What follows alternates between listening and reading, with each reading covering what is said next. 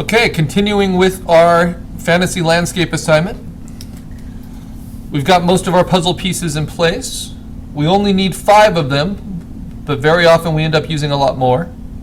And I've got quite a few more. And some of my puzzle pieces just aren't as clean as others. So what do I do about that? Just simple tools to begin with. I can use the auto select layer option on the move tool because I have a lot of layers, even though I prune them somewhat, to be able to just click on a layer and be able to affect it immediately. So this sky belongs to layer 5. That allows me to use my eraser if I want to, which I can control the size and opacity of. And if you want to have a kind of a shortcut for controlling that size and opacity, there are a few different ways to do that. With your mouse, you can right-click anywhere, and it will give you those options right where your cursor is. Whoops. Make sure I'm on the right layer again. All right.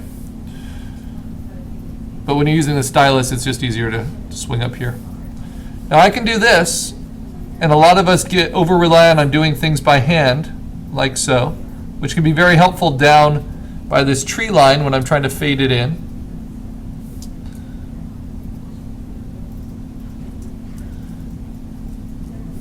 And you can always do Command Z to go backwards. You can also use your history to take away steps should you need to. Make sure you're affecting the right layer. And then you see how that soft edge works, but then when I get into this foliage, I might want to keep it soft, really soft, and sometimes I might even want to keep it a little less opaque. And I need that pressure sensitive stylus so I can just affect a tiny bit of it. Even though this is hazy and on the edge, I want this to all feel pretty natural. And if I need to, I can go to a smaller stylus and I can erase a little bit more deliberately.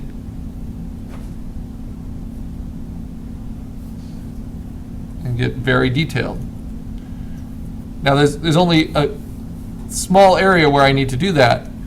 To erase all of this sky that way is silly and a waste of time. So what I'm going to use is a large selection tool, which is the magic wand. And I'm going to have its tolerance at the default of 32. And I'm going to have it set on contiguous, which means that the pixels need to be touching each other for them to be selected. So there I go. It gets everything there.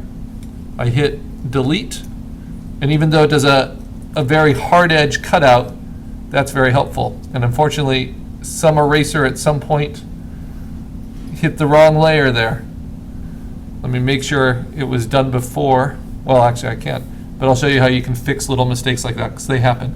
Let me get this patch of sky over here, hit delete. All right, and then I can use my softer eraser at 0% hardness, quite a bit bigger.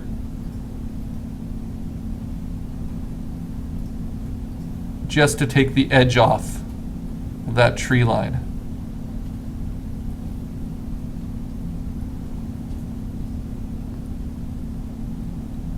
I'm not quite at 100% opacity, but I'm very close. Because especially when we get into the horizon, as things blend together towards the background, as we saw in professional examples, all these elements tend to mix together. The colors mix together, the textures mix together. And so the easiest way to achieve that digitally compositing is just to allow the opacity to shift a little. And if you do it too much, you can always hit Command Z. And if you want to go multiple steps backwards, you hit Option Command Z or Alt Command Z. Same key on a Mac, Option and Alt. That will take you many steps back.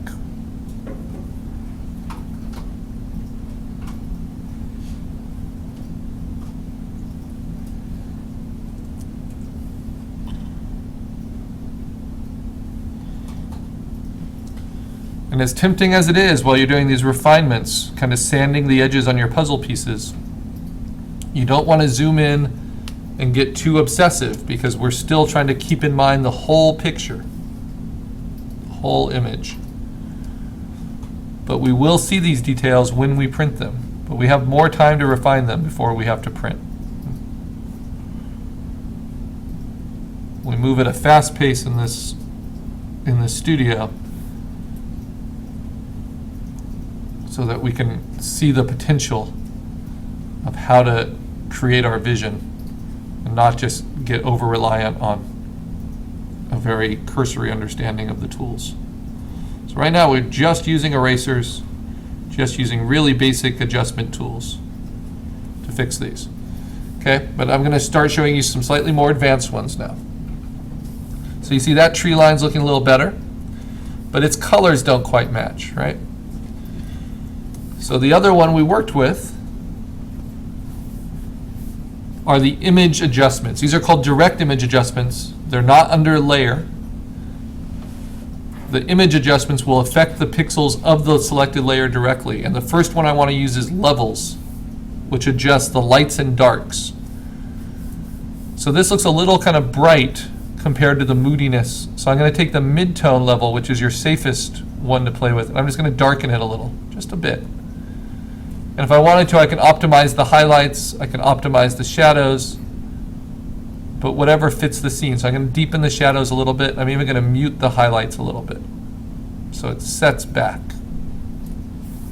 So you play with those settings. I didn't change the color at all. What I did is I just changed the lights and darks, the exposure levels within, and that really helps set that ruin on the hill back a ways. Now I can play with the color slightly, and I like to use color balance as my tool for that under image adjustments. And I'm just going to add a little bit more red, a touch more pink, a bit more yellow in the midtones. Always safest to play with the midtones. Then the highlights, maybe take the edge off with some slightly cooler colors. I'm not loving those really toxic greens, so I'll mix a little magenta into those highlight greens. And then in the shadows, I'm going to go a little bit more purple. Notice I'm barely moving this, but it makes a big difference. And sometimes you can overdo it. That's why I always, when I'm done with an adjustment like that, I toggle back and forth with Command Z. Even though you can't see it on the projector too well. On the screen it's very clear the differences. And now a lot of the colors in that tree are also picked up in the temple and in the cliffside, so this works better. I always want to make sure I'm actually making progress, not making things worse. Now, how do I fix that mistake, right? We learn so much by making mistakes that I want to encourage them as much as possible. So I accidentally erased on the wrong layer just for one stroke, but because it was covered up by the sky of this other layer, I never noticed. So how do I fix it? I don't have it in my history. I don't want to go back so far where I have to pull in that element again. So we're going to use a tool that steals pixels from one area and puts them in another. But first I need to select the layer. So here's the layer. And my mistake was I erased it just in that spot. So the blue of the sky that I composited with is coming through. So what can I do to copy maybe pixels from here and put them here? Well, I could very clunkily select a patch. I can duplicate it, Command J, onto its own layer. You see it there. And then I can move it with the Move tool on top of it. And then I could erase away from the edges.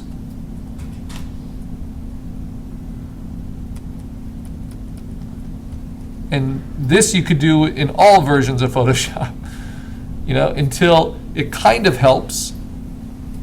But you see how it's still kind of glowing? And then I could transform it and stretch it.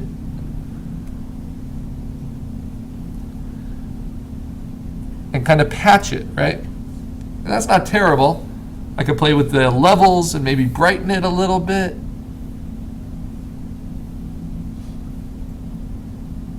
Oh, yeah, actually that worked pretty well.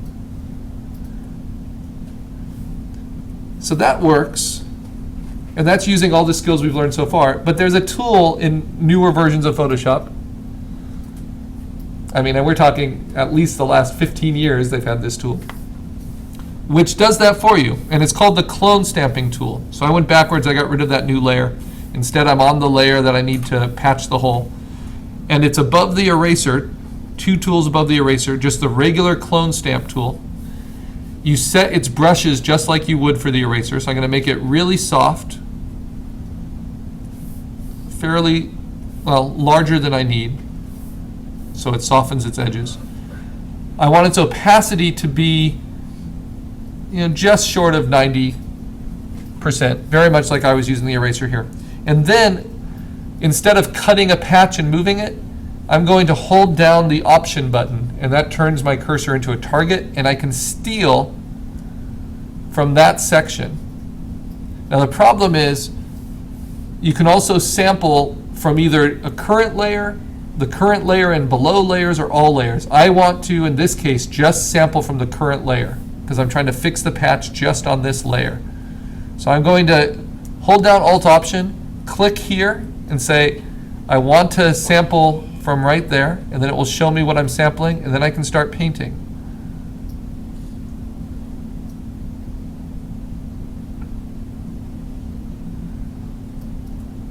As you can see, it will fill in those pixels right in that layer. The problem is, even though I have a soft brush here, oh no, that's the problem. I don't have a soft brush. I want a very soft brush so I don't see those edges so clearly. So here, let's sample. Let's paint. Very nice. And then I can always sample from a few places, and I can take my opacity down.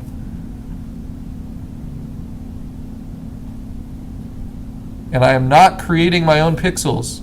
I am using the existing pixels. I am just rearranging them.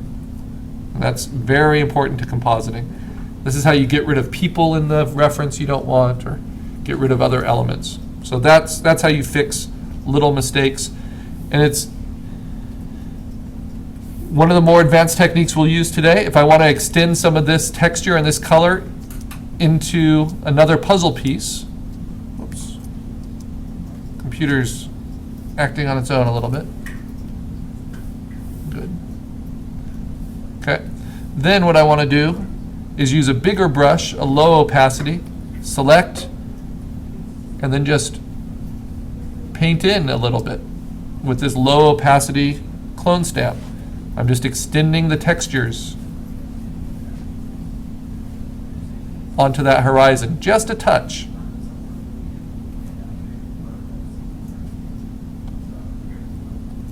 Now, if you do it too much at this low opacity, you start to get things that look really just blurry. And so it's safer on these soft background elements, these atmospheric elements. And if you want to do just a really big pass, you can use a really big brush and just hit it once. Move it slightly, hit it again.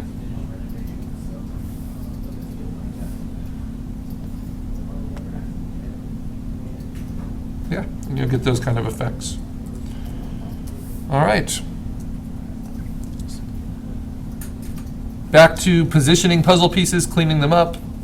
This temple, I used the clone stamp to cut it out, but you see all of its little remnants. So I'm going to use the magic wand and then erase with that soft edge brush, but the magic wand will keep it nice and sharp. And I can add to my selection by holding down Shift. Now the reason I don't uncheck contiguous is I don't want to delete all the whites that are in the temple. But if I'm careful, I can uncheck contiguous, select everything, in that layer that's white, and just really avoid, because I'm erasing by hand, I'm not just hitting delete. Be very careful not to ever go inside the temple and erase the things I need to keep. Even with a soft brush, this is possible. But then just like the tree line, eventually I'm going to need to take my opacity down on my eraser and just knock some of these back.